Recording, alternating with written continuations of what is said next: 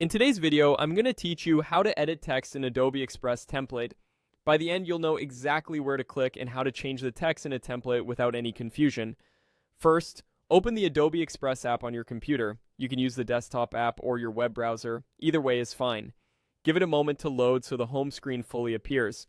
Starting from a clean launch helps ensure all the panels and options show up exactly where we expect them. Next, make sure you're logged in. Editing templates and saving your changes requires an active account session. If you're prompted, sign in with your usual credentials. If you see your profile icon in the corner, you're good to go. If not, click the sign in button and confirm you're connected before moving on. On the home screen, look for the Quick Edit section. Click View All to expand and see everything available in that area. This reveals more shortcuts and template options, which makes it easier to get straight to editing without digging through multiple menus. On the left side of the screen, click Text. This filters your choices to text-focused options and templates. Selecting text narrows the experience to layouts where typography is the star, which is perfect when your goal is to update words quickly and clearly.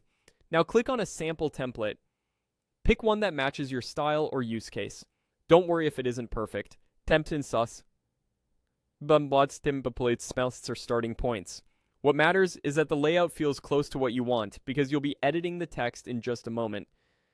If you're working on slides or a multi-page layout, look to the left side and choose a sample template under Presentation.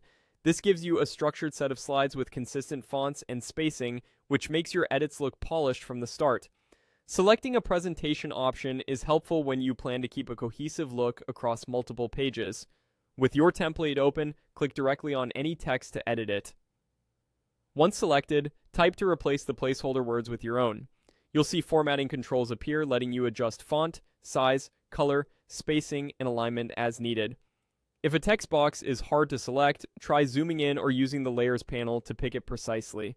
Keep your edits short and readable, and match the tone to your project.